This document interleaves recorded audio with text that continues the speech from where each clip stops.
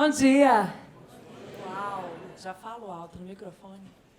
Que honra ver essa sala dessa maneira, lotada, que lindo. Sejam muito bem-vindos ao Festival PEF, mas também à abertura da participação da Laje e da Ana Couto aqui no festival. Eu estou tendo a honra de fazer a abertura. É a primeira palestra que a gente está fazendo aqui hoje. E são mais 8, se eu não me engano, ou 7. Por favor, acompanhem. Tem muito conteúdo legal da Laje e da Ana Couto rolando aqui no festival. Bom, meu nome é Juliana Paulucci e eu sou sócia-diretora de inovação da Laje. Quem é que conhece a Laje? Uau! Fico muito feliz. A Laje é a plataforma de inovação do Grupo Ana Couto e a Laje nasceu há 4 anos atrás, exatamente. A gente fez 4 anos em maio agora. Com um propósito, na verdade, de levar provocação, né, de provocar e de potencializar organizações e pessoas a prosperar com as mudanças do mundo. E aí, a partir desse propósito, a gente começou com uma escola de inovação não convencional.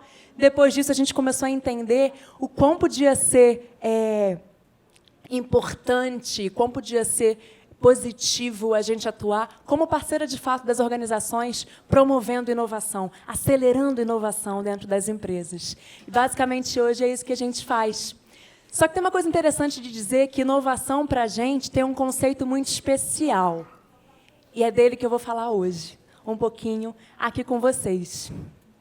E aí, queria perguntar para vocês, na verdade, logo de início, quando a gente fala de inovação, o que vem à mente de vocês?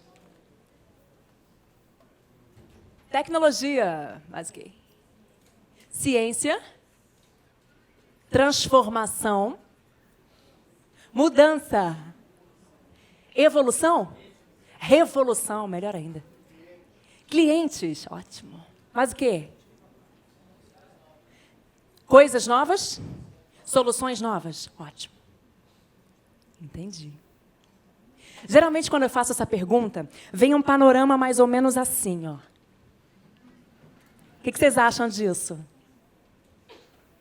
A gente tem aqui um órgão sendo impresso numa impressora 3D com material biológico. A gente tem o Elon Musk, Steve Jobs, nanotecnologia, lente de contato do Google. Como é que vocês se sentem ao ver essa imagem?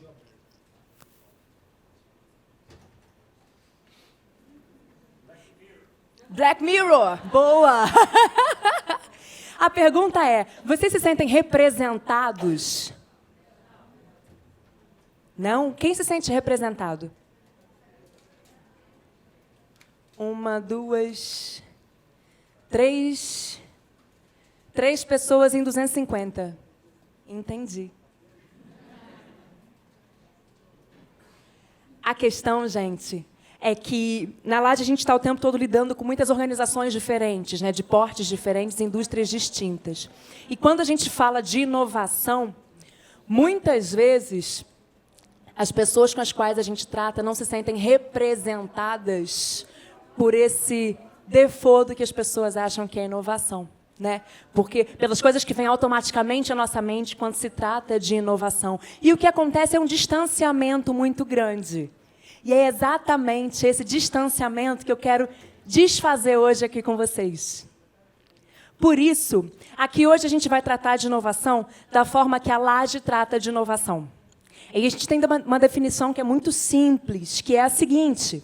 A gente fala que inovação é algo novo, criado para solucionar necessidades reais das pessoas e que, ao ser colocado em ação, gera valor percebido. Prestem atenção, vou repetir. Algo novo, beleza, vocês já tinham mencionado isso antes, inclusive. Criado para solucionar necessidades que são reais. Percebidas ou não, mas que são reais e que existem. Ok. Das pessoas, ou seja, a gente está sempre colocando as pessoas em primeiro lugar. E que, ao ser colocado em ação, ou seja, inovação no mundo das ideias não existe, porque ela só é capaz de gerar valor a partir do momento que está implementada. Então, que colocado em ação gera valor, e não é um valor qualquer. É um valor percebido pelas pessoas. Isso é fundamental. Aí vai mais uma pergunta para vocês. Quem aqui se sente contemplado por essa frase de alguma forma, tirando da esfera da tecnologia a inovação? Ai, gente, melhorou, né? Então, de 250, a gente já tem umas 50 mãos levantadas? Muito bem. Por isso que o título do papo de hoje chama Inovação, Mindset, Comportamento e Cultura. Porque nosso papo hoje vai ser muito mais profundo, eu diria, e muito mais humano do que a inovação como ela normalmente é vista. Ok? Queria deixar vocês super à vontade para participar disso comigo também. Queria que fosse muito menos uma palestra e mais um bate-papo. Pode ser? Ok, então vamos seguir. Bom, a questão toda é que para que inovação aconteça, a gente precisa fazer diferente. Isso é meio lógico, né? Afinal de contas, a gente fazer sempre as mesmas coisas, esperar resultados diferentes, não faz o menor sentido. Mas o fato é que, para o fazer diferente acontecer, antes disso, tem uma outra coisa que é pensar diferente. Porque a gente não muda de comportamento sem antes mudar a nossa forma de pensar, o famoso mindset. E aí, vale a gente pensar um pouquinho, refletindo, pensem bem. Mencionem vocês aqui para mim uma coisa que passa pela cabeça de vocês quando eu pergunto para vocês o que vocês fazem ou qual é a forma de pensar que vocês têm hoje, que vocês teriam que mudar para promover a inovação. Vamos lá. Sair da zona de conforto. Quero mais. Arriscar mais. Novas referências com aplicabilidade. Perfeito. Errar mais. Ótimo. Empatia, curtir. O que mais? Ser curioso. Muito bom, muito bom. Oi? Inserir as pessoas. Perfeito. Perfeito. Muito bom. E aí, como eu estava dizendo para vocês, não dá para continuar fazendo as coisas da mesma forma, mas para mudar a forma de fazer, a gente precisa antes mudar a forma de pensar. Isso quer dizer mindset, que resulta numa mudança de comportamento e que, quando a gente coloca num âmbito coletivo, se torna uma cultura. Faz sentido para vocês? Sabe o que isso quer dizer? Que a gente começa no âmbito individual, mudando a gente. Primeiro na forma de pensar, depois na forma que a gente se comporta. E aí sim a gente consegue impactar as pessoas que estão à nossa volta e, inclusive, cobrar uma certa mudança de comportamento. Vamos falar mais um pouquinho sobre isso já já. E aí, a questão é, quando a gente fala de mindset, a gente começa a entrar numa esfera que é uma esfera hoje muito discutida e muito complexa, que é o quanto a gente está sobrecarregado, o quanto a gente o tempo inteiro está sob a influência de excesso de informação, de excesso de coisas para fazer, de excesso de conteúdo para acompanhar. Quem se sente assim? De 250 pessoas, temos aqui uns 100% de adesão. Mas não é. O tempo todo a gente vive a era dos excessos. Isso é um fato. Não estou julgando, viu? Sem julgamento de valor. Não estou dizendo que isso é bom, nem que isso é ruim. Isso é um fato, tá? De fato, a gente vive afogado em informações, em tarefas, em coisas para fazer, em coisas para absorver. E isso tudo, gente, por causa de um acrônimo que tem muito sido falado hoje em dia, que é o mundo VUCA, que é esse mundo que a gente vive, que é um mundo que é volátil, que é incerto, que é complexo e que é ambíguo. A gente está mergulhado nele. A gente vive dele. Mas, de novo, sem nenhum julgamento de valor. Não estou dizendo que isso é bom, não estou dizendo que isso é ruim. Isso é simplesmente um fato. E, a partir desse fato, a gente pode tirar coisas negativas ou coisas positivas. Depende apenas dos olhos de quem vê. Levando em conta que a gente vive num mundo que é volátil, que é incerto, que é complexo e que é ambíguo, uma única coisa eu posso garantir para vocês que vai acontecer. Uma única coisa. A mudança. Nada mais é previsível. Se vocês perguntarem para mim, daqui a um ano, como é que vai estar a sociedade? Menor ideia. Como é que vai estar a tecnologia? Não sei também. Mas uma coisa eu garanto para vocês, tudo isso vai mudar daqui a 1, daqui a 5, daqui a 10 anos, então, eu não tenho ideia do que vai estar acontecendo com a sociedade. Mas eu tenho certeza que vai estar muito diferente do que a gente vive hoje. E, de novo, eu vou falar para vocês, sem nenhum juízo de valor. Pode ser bom, pode ser ruim. O fato é que tudo vai mudar. E aí a forma que a gente vê e lida com isso é que é a grande chave dessa questão, né? A forma que a gente olha para a mudança e como a gente trabalha essa mudança em prol do nosso desenvolvimento e da nossa prosperidade é que é a grande chave. Transformação, gente, é um termo que incomoda muita gente. Como é que vocês se sentem quando escutam a palavra transformação? Muito grande, quase não cabe na tela. Como é que é? É ruim de diagramar essa palavra. Eu concordo. A designer concorda. Pois é. Abre aqui para mim, amor. Como é que vocês se sentem, além de que ele é muito grande e difícil de diagramar na tela? Pressionada, muito bem, mas o quê? Ansiosa. Opa. Oportunidade, estímulo, desafio. Curti. Curti o otimismo. Mais o quê? Vivo. Ah, eu também. Mais o quê? Adaptação é uma questão de fato.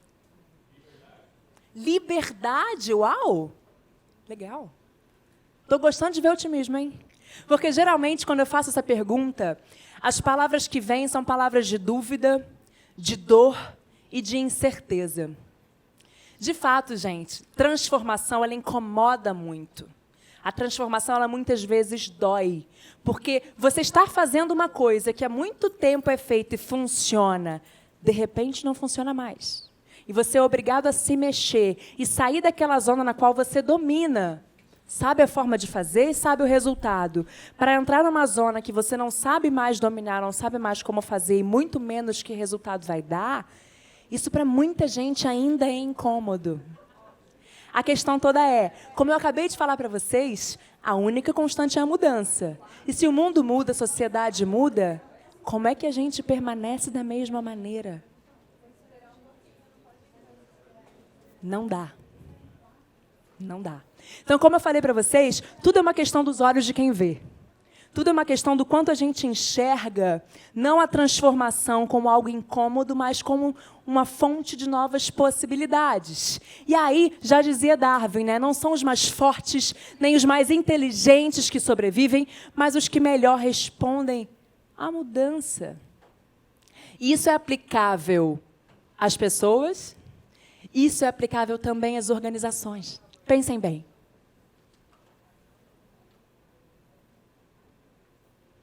E aí, a questão vem, na verdade, do quanto a gente olha para isso como uma ameaça, para a transformação, para as mudanças constantes que vão acontecer como uma ameaça, ou se a gente olha como uma oportunidade. Os fatos, gente, são os mesmos. Os fatos estão aí e vão acontecer da mesma maneira. O que muda é a forma que a gente enxerga as coisas. Correto? E essa lente se chama mindset, se chama forma de pensar. Nossa forma de pensar é a forma que a gente enxerga o mundo. E é essa forma de pensar que a gente tem que trabalhar para parar de ver a mudança como uma ameaça e passar a ver a mudança como uma oportunidade. É só isso. É só uma mudança de lente e é muito mais simples do que vocês podem imaginar. Eu já senti aqui uma atmosfera de otimismo, e isso é ótimo. Porque na maioria das vezes que eu trato desse assunto, a atmosfera é um pouquinho mais pessimista. Mas aqui eu estou gostando de ver. Muito bom. E aí, existe um autor que eu gosto bastante, que fala muito de como a gente consegue crescer a partir da mudança, que é o Nassim Taleb. Ele tem 2 livros que eu recomendo demais. Um chama Cisne Negro e o outro chama Antifrágil. E nesse Antifrágil, em especial, o Taleb fala de um conceito super interessante chamado antifragilidade. Quando a gente fala de resiliência, é o seguinte, a gente está num estado inicial, sofre um estresse muito grande, né, uma pressão muito grande, e a partir desse estresse, a gente tem a habilidade de voltar para o mesmo lugar intacto. Isso é resiliência. Mas quando a gente fala de antifragilidade, é um pouquinho mais interessante. A gente está no estado inicial, e aí sobre esse estresse que a gente sofre, depois dele, que ele tem fim, a gente não volta para o mesmo lugar. A gente vai para um lugar melhor. Porque a gente aprende a partir desse momento de estresse. A gente aprende a partir dessa experiência que a gente viveu. E isso é ser antifrágil. Se existe uma característica que eu acho que, na minha opinião humilde, as organizações e as pessoas têm que ter hoje e para o futuro, chama antifragilidade. Capacidade de aprender rápido. E de estar sempre evoluindo a partir dos momentos de estresse que a gente vive. E das mudanças que a gente vive. Das mudanças que, muitas vezes, gente, a gente não tem ingerência sobre as mudanças. Esse é o grande lance. O mundo está mudando independente de você querer ou não. A questão é a gente conseguir aprender a partir disso, se tornando antifrágil. E aí, falando de antifragilidade, a gente traz também um conceito que é do erro rápido, fail fast, famoso, né? Por quê? Porque quanto mais rápido a gente erra, levando em conta que a gente é antifrágil, mais a gente aprende também. Mais rápido a gente, inclusive, reage às mudanças. E essa velocidade de reação também é fundamental hoje. O quanto a gente consegue entender, identificar, responder e aprender.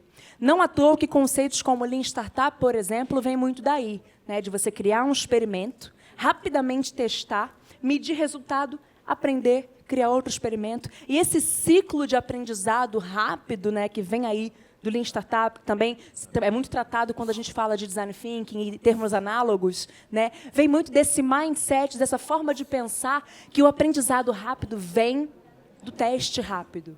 Mais do que isso, do erro rápido. E daí vem um terminho chamado cultura do erro. Falar de inovação, falar de mindset e comportamento sem tratar de cultura do erro é impossível. Cultura do erro, gente, é fundamental. E entendam, aqui eu não estou falando de erro por displicência, são coisas muito diferentes. Eu estou falando de um erro por experimentação. A irresponsabilidade não tem espaço aqui. Mas a experimentação tem e muito.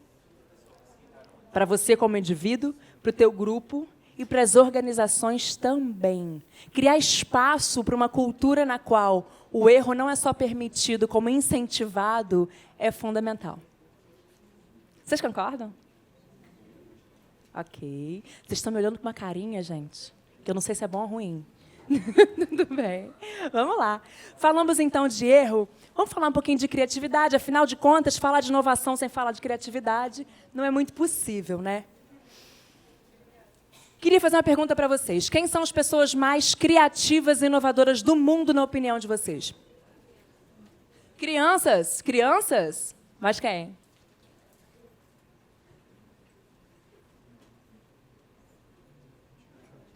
E aí? Artistas, curti.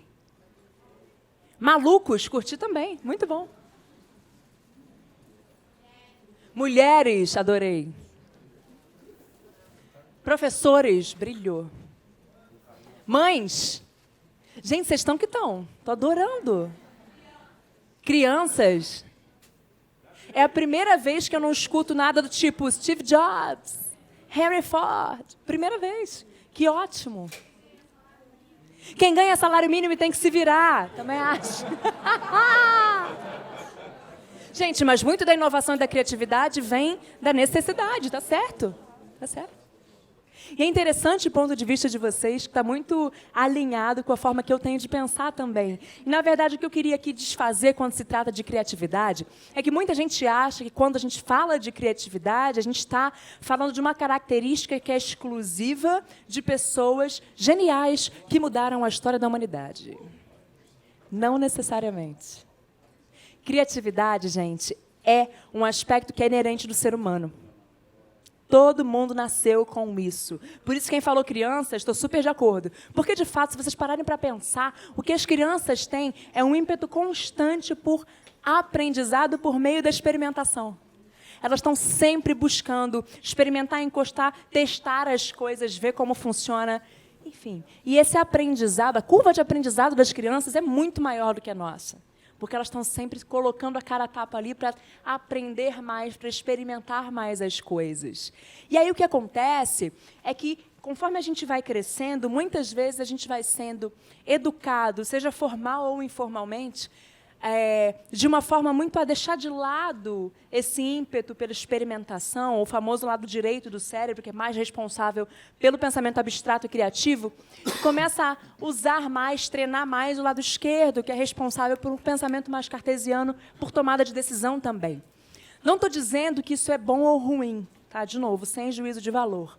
Mas eu entendo a criatividade como uma outra característica fundamental para as pessoas hoje, amanhã e daqui para frente. Então, uma grande ação que a gente tem que fazer é tentar recuperar esse ímpeto que a gente tinha quando nasceu, né, de querer experimentar, aprender e ter um pensamento mais abstrato e mais criativo. E é só, de fato, uma questão de prática, gente, nada mais. Não existe genialidade na criatividade, isso é bem importante.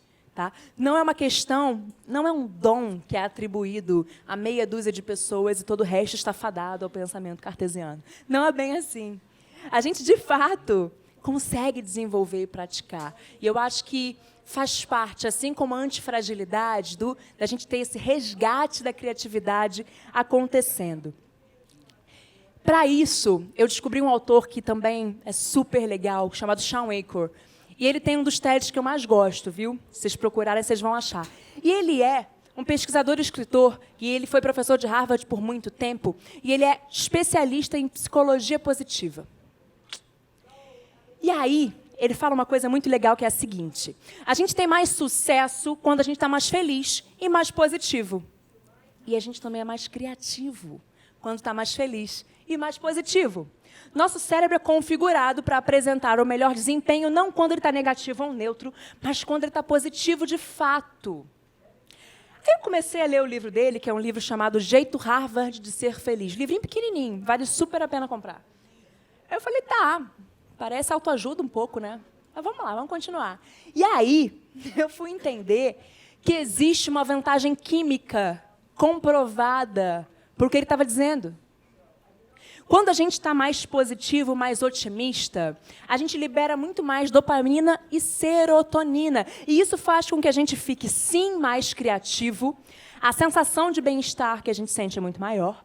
A gente tem maior velocidade de aprendizado, melhora na memória, pensamento mais ágil, maior habilidade de resolução de problemas complexos. Quem não gostaria de ter tudo aquilo ali? E a receita que ele dá para isso é tão simples. De fato, gente, eu acho que as respostas são muito mais simples do que a gente muitas vezes imagina. A receita que ele dá para isso é simplesmente otimismo e felicidade. Só que não é aquela felicidade inalcançável que a gente quer trabalhar a vida inteira para um dia se aposentar e ter uma ilha. Não é isso. A gente está falando da felicidade do dia a dia. E ele dá dicas tão simples que eu passei a usar e comprovo para vocês que funcionam. Ele falou, antes de você fazer uma apresentação muito importante, ou uma palestra, por que não, faça uma coisa que você gosta muito, para ter um gatilho de bem-estar, de serotonina e dopamina. Quer um exemplo? Coma um bolo de chocolate, se você é do chocolate. Liga para alguém que você gosta. Veja um vídeo de gatinho no YouTube. Algo que você realmente gosta, lê um pedacinho de um livro que você gosta, qualquer coisa que te deixe bem.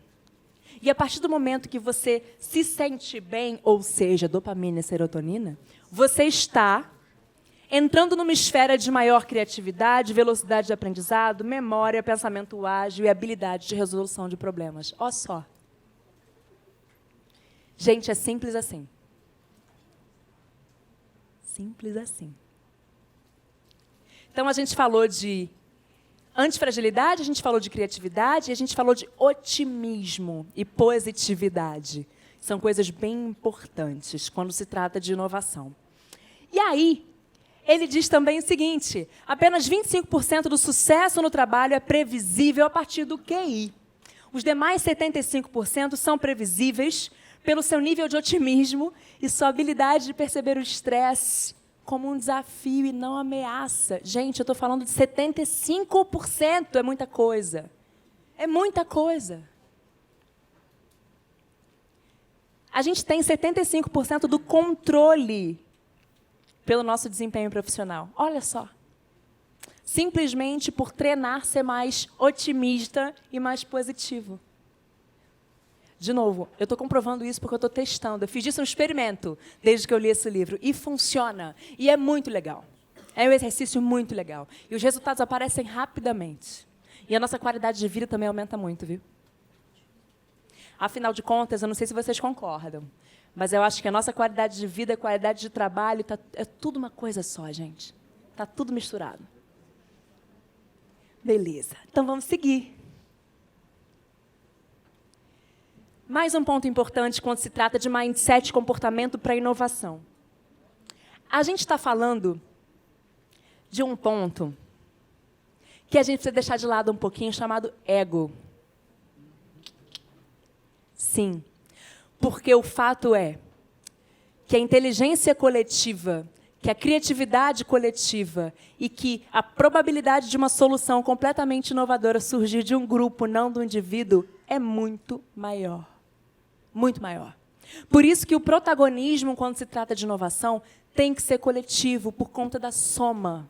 A soma entre as formas de pensar, os comportamentos, o background cultural, experiências de vida, conhecimento, formação, é dessa soma.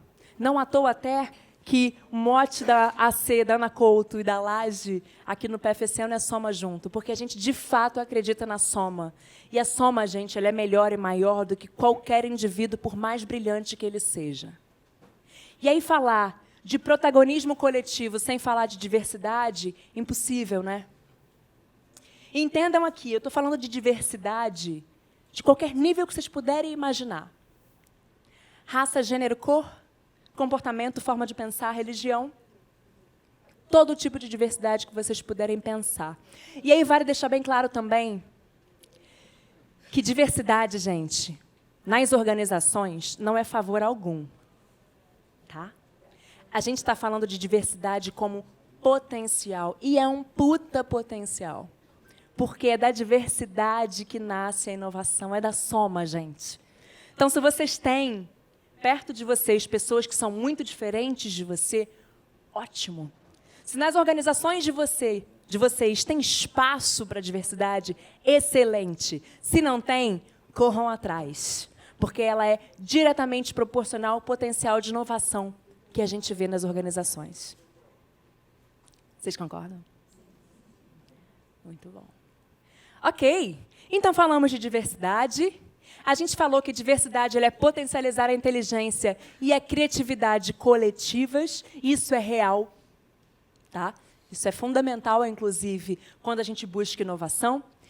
E eu queria falar para vocês mais um pouquinho sobre um outro quesito que eu acho que é fundamental no nosso mindset, no nosso comportamento, que são direcionados para a inovação, e ele é a ousadia. O que é ousadia para vocês? Arriscar? Oi? Não tem medo de errar? Boa.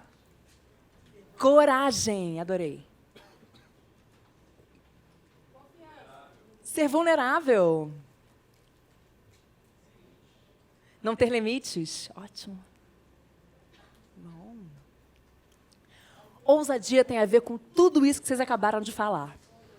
E eu comecei a estudar um pouquinho mais de ousadia quando eu comecei a ler uma autora que eu sou super fã e que, a essa altura do campeonato, vocês provavelmente já ouviram falar por conta do Netflix, que chama Brené Brown. Maravilhosa a Brené, gente. Eu descobri Brené Brown, deve ter, de repente, 1 ano e meio, talvez 2. Com um livrinho, o primeiro que eu li, chama O Poder da Vulnerabilidade. Melhor. O TED se chama O Poder da Vulnerabilidade e é hoje um dos mais vistos, se eu não me engano, ou mais visto, é o mais visto, do TED. E aí o primeiro livro dela chama, em português, caraca, A Coragem de Ser Imperfeito. Gente, foi quase um coro isso. Que maravilhoso. A Coragem de Ser Imperfeito. Foi o primeiro livro que eu li. E, sem brincadeira, mudou muito a forma de pensar, mudou muito a minha vida, eu diria. E no livro ela fala de um monte de coisas que, no fundo, a gente já sabe, mas que botar em prática é difícil pra caramba. E aí o Brené fala muito dessa palavrinha aqui, vulnerabilidade, como vocês mesmos disseram, para fazer com que a gente chegue até a ousadia. Para ser exata, a frase que ela fala é: o que nos leva à ousadia é a coragem da gente ser imperfeito. Tá? E aí, eu comecei a tentar entender um pouquinho mais sobre essa palavrinha vulnerabilidade. Cara, vulnerabilidade ela é vista por muita gente como uma coisa negativa, né? Quase que um sinônimo de fraqueza. E aí eu comecei a ler Brené e entender que, na verdade, não. A vulnerabilidade nada mais é do que você se colocar frente às outras pessoas como alguém humano. Vulnerabilidade é você assumir que você não tem todas as respostas e tudo bem. É você estar como líder num grupo e assumir que você não tem resposta para tudo. E assumir que você também sente dor, também tem dúvidas, que às vezes não tem coragem para tudo. Às vezes tem medo de fazer alguma coisa. E tudo bem. E que quando isso acontece, quando a gente se coloca num lugar de vulnerabilidade, as outras pessoas se conectam com a gente, não ao contrário. Eu sempre achei que vulnerabilidade levava as pessoas a acharem a gente fraca e que elas iam, né, se afastar de nós. E não, pelo contrário. Uma vez que você se coloca como alguém humano, as pessoas entendem que você é gente como elas, gente como a gente, e se aproximam. E essa aproximação leva a quê? A soma. E a soma leva a quê? Inovação. Olha só. Eu fui lá na vulnerabilidade e cheguei na inovação. E está tudo interligado, gente. Falar de inovação sem falar de comportamento humano é impossível. Falar de inovação sem falar de forma de pensar, de conexão entre as pessoas e soma, é impossível. Eu podia estar aqui contando vários cases para vocês de disrupções tecnológicas e de quanto isso muda a sociedade, a forma de viver por conta de novas tecnologias que surgem e impactam na saúde, na educação e tudo mais. Mas, sinceramente, a essência disso, o alicerce para isso tudo acontecer, em especial porque eu entendo, e na Laje a gente discute muito isso, que tecnologia ela é meio, não é fim. Ela é um meio para a gente conseguir materializar uma inovação que surgiu da nossa mente, do grupo, da soma. Então, falar desses alicerces todos com vocês, eu, pelo menos, entendi que era muito mais importante. E por isso que a gente está tratando aqui de tantas coisas, inclusive vulnerabilidade, que, para mim, hoje, é assim a raiz de todo o movimento que tem sido feito de soma e de inovação que a gente tem visto. E aí falamos de Brené Brown, e ela me ensinou a origem dessa palavrinha que é... Hoje também, para mim, tem outro significado. A palavra coragem. A palavra coragem ela vem do latim coraticum, que quer dizer ação do coração. Eu sempre achei que coragem tinha a ver com a gente deixar de ter medo. Aquele cara que é corajoso não tem medo de nada, ele vai e enfrenta tudo, enfim. Pois não. Na verdade, a coragem tem a ver com o que a gente faz quando a gente segue o que a gente está sentindo, indo com medo mesmo. E tudo bem. Tudo bem. E com medo mesmo. Porque a gente tem coragem de experimentar, a gente é ousado para experimentar. Muitas vezes a gente erra, mas errando a gente aprende, porque a gente é antifrágil, a gente vai o quê? Depois terminar melhor do que a gente começou. Olha só esse ciclo se fechando. E aí, a partir disso eu entendi que eu podia ir com medo mesmo. E que eu podia ser mais ousada. Que era mais criativa, olhando de uma forma mais positiva para a vida. E que tudo isso fazia com que o meu entorno, as pessoas se contaminassem com isso tudo também, e que as soluções novas que a gente coloca em ação, que geram impacto positivo e percebido pelas pessoas, começaram a surgir de forma muito mais rápida e muito mais efetiva. Olha só. Da coragem... Queria trazer para vocês tudo que a gente veio falando. Falamos de antifragilidade, criatividade, positividade, experimentação, cultura do erro, o reaprendizado, o aprendizado pela experimentação, né, a antifragilidade, o protagonismo coletivo, falamos de diversidade, ousadia, vulnerabilidade, conexão, humanidade, imperfeição e coragem. Ufa! Tudo isso aí, na minha opinião, como um pré-requisito para o mindset de inovação. Se alguém perguntasse para mim hoje, Ju, você tem uma receita? Eu ia dar isso aí. Começa aqui, ó, para chegar até a inovação. E se vocês pararem para pensar, isso aí tem tudo a ver com a forma que a gente vê as coisas, correto? Ou melhor, com a forma que a gente consegue enxergar toda a transformação e tudo que as mudanças e a diversidade que está ao nosso lado. Quanto a gente consegue olhar para o diferente, para a soma das coisas e transformar em inovação. Correto? E aí, olhando de novo para essas palavrinhas, pensem bem. São palavras relativas a mindset e a comportamento individuais, muitas vezes. Mas, pensem numa cultura organizacional. Na cultura de uma empresa. Vocês gostariam de trabalhar numa empresa que tem pessoas antifrágeis que aprendem rapidamente com os erros, que são criativas, positivas, um lugar que experimentar é muito bem-vindo, aprendizado constante, protagonismo é coletivo, conexão entre pessoas, ousadia e vulnerabilidade são muito bem-vindas, que é um lugar humano, que ser imperfeito tudo bem, e que ali as pessoas têm coragem de tentar, errar e aprender. Quem gostaria de trabalhar num lugar assim? Temos aí quase 100% também. Isso, gente, o que eu quero dizer com isso tudo é que quem constrói a cultura de uma organização são as pessoas. Que se por um acaso algum de vocês acha que não trabalha hoje numa cultura organizacional que está de acordo com o que vocês gostariam, ou com aquilo ali que eu mostrei, qual é o primeiro passo para mudar essa cultura? Você. Você mesmo. E isso aí é o que a gente consegue promover. Uma vez que você assume esse comportamento, essa forma de pensar, e começa a ter atitude, né? Você vai começando a, como um vírus positivo, sabe? A contagiar as outras pessoas e a sua área, que, por sua vez, contamina outra área. E quando você vai ver, você está numa organização que está muito mais alinhada com o teu propósito, com a tua forma de pensar, com a tua forma de fazer as coisas. Falando de cultura organizacional, tem uma frase muito interessante, da Bruna, inclusive, que é CEO da Laje, que está aqui na frente. Dá um oi. Olha a Bruna aí. Que ela fala que é muito legal, que é: a cultura não é só sobre pessoas ou sobre coisas, mas sim sobre como as pessoas fazem as coisas. Olha só, parece simples, né? E, de fato, é, gente. A cultura é construída numa organização pelo quanto as pessoas vão fazendo, tendo o mesmo comportamento, uma mesma forma de pensar, até que um dia isso se torna institucionalizado. É aquela famosa frase, né? Ah, não, aqui é assim que funciona. Mas por que é assim que funciona? Porque um dia alguém começou a fazer daquela forma. E outro alguém repetiu, e outro alguém repetiu. E aí virou assim que funciona. A boa notícia é que a gente pode começar a fazer de outra forma. Que alguém vai repetir, que vai repetir. E aí o assim que funciona passa a ser de uma outra forma também. Quando a gente fala de cultura, a gente está falando de valores, né? Os valores que são compartilhados numa organização, ou seja, missão, objetivo, princípios compartilhados.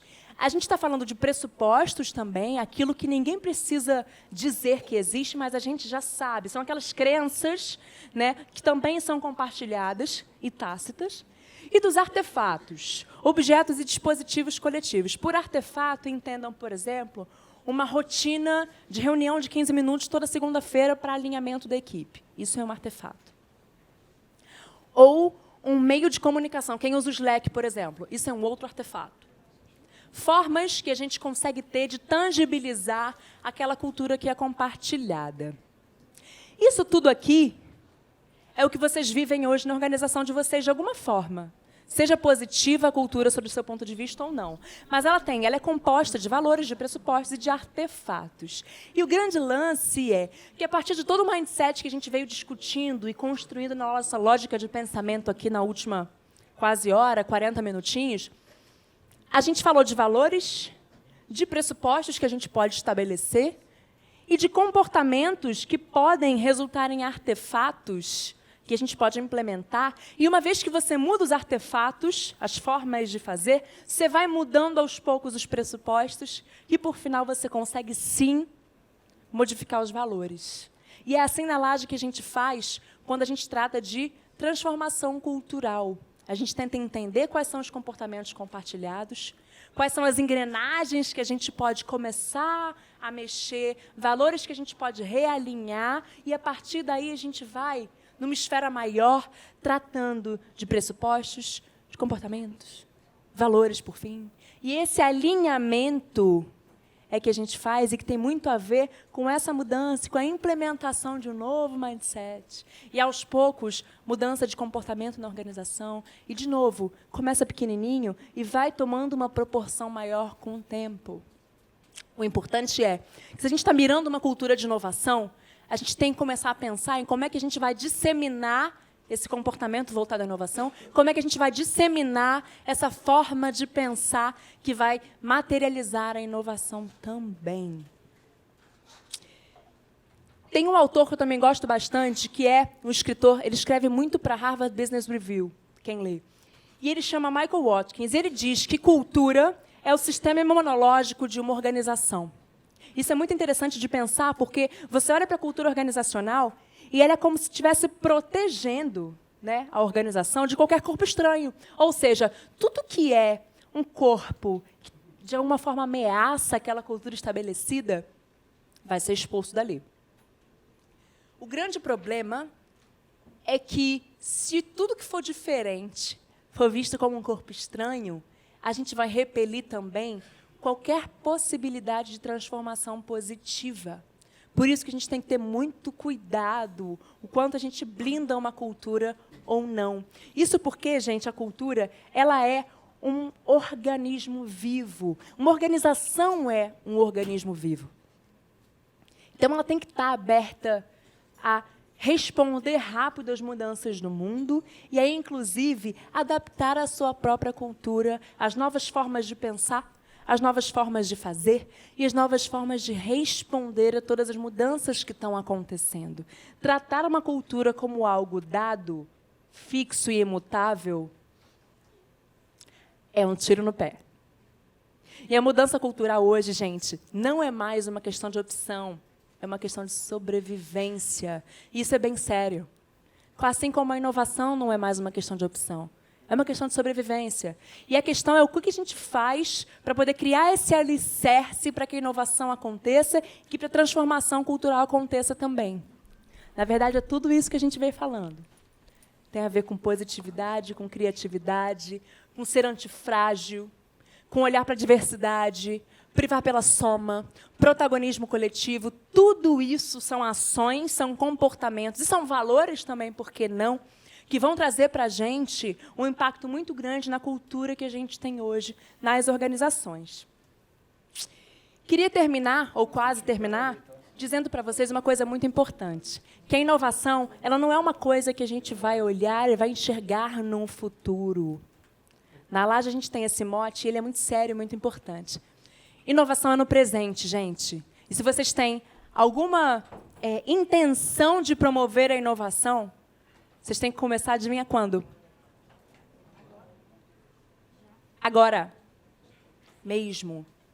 Então, na próxima vez que você entrar no lugar que você trabalha, ou que você for para casa, por que não, quiser promover essa mudança em você, comece hoje.